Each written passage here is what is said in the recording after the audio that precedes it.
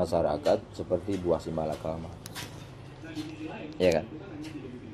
Masyarakat itu ya kita nggak bisa menyalahkan. Ya yang dianggap untuk berjuang itu taruhlah seperti saya wartawan. Tapi yang berjuang itu manusia biasa kan. Bukan malaikat, dia butuh makan minum. Berjuang di tengah jalan pingsan pula, nggak makan nggak minum, gimana?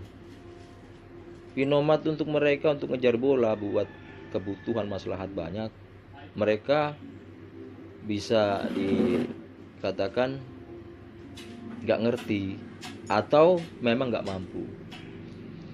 Nggak mampunya mereka itu banyak kebutuhan, banyak yang dipikirkan dalam hajat hidupnya.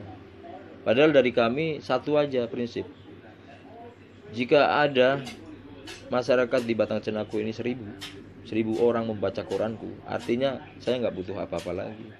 Saya nggak butuh kerjasama dengan orang-orang besar, dengan orang-orang berpower, dengan orang-orang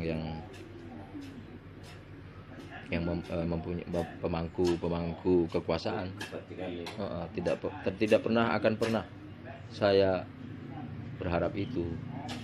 Cuma yaitu koran saya paling yang membaca berapa ratus orang, lahir datang dari orang-orang penting, dari orang-orang yang punya potensi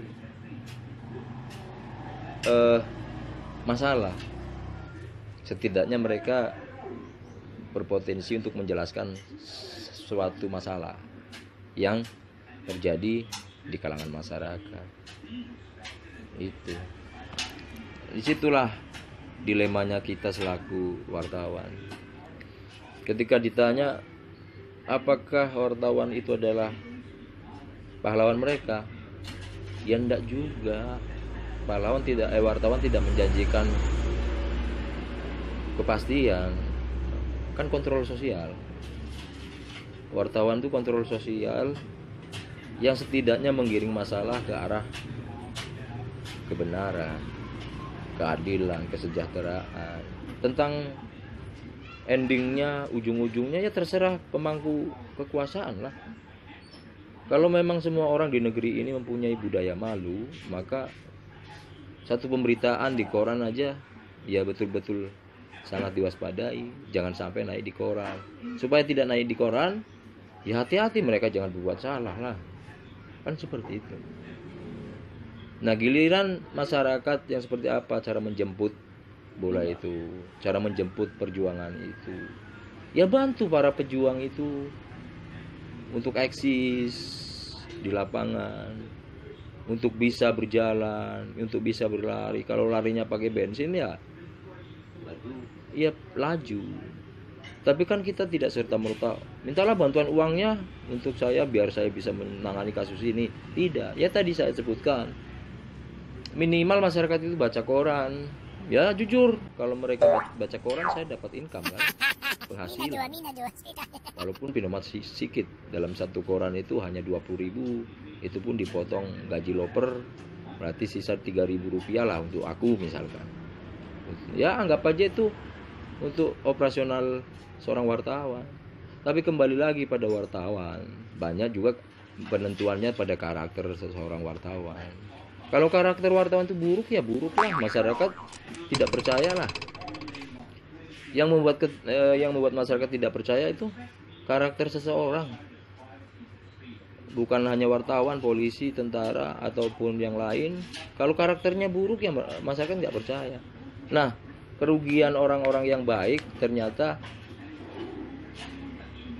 setelah dia berjalan di tengah jalan dia menemukan fakta bahwa banyak kaum dia, golongan dia yang mengecewakan masyarakat. Yang jadi korban siapa? Ya saya lah. Saya yang jadi korban. Jadi nama wartawan itu ada nodanya, tercoret atau tidak dipercayai oleh masyarakat karena sebelum saya atau orang-orang selain saya juga memiliki karakter buruk yang tidak bisa ikut menegakkan hukum, yang tidak bisa memperjuangkan kepentingan rakyat, yang tidak bisa membela kebenaran dari orang-orang kecil Ya itu, kadang saya berpikir, ya mungkin inilah tantangan.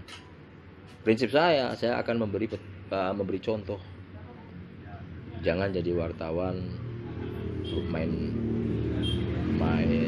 apa ya, main hajar. Artinya halal haram nggak mikir, yang penting dimakan. Saya juga manusia biasa, setidaknya saya bisa meminimalisir perbuatan-perbuatan wartawan yang sebelumnya atau ya yang lain itu melakukan tindakan-tindakan yang buruk di mata masyarakat. Setidaknya saya tidak terkesan mengikuti jejak-jejak orang-orang lain, jejak-jejak oknum yang mengatasnamakan diri wartawan, tapi sesungguhnya mungkin bukan wartawan. Itu.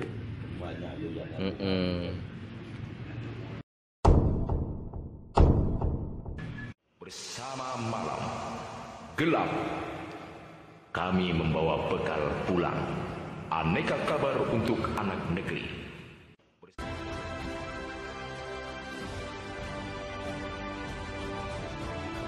Kemitraan surat kabar harian lokal untuk membangun bangsa dan Ibu Pertiwi. Kemitraan surat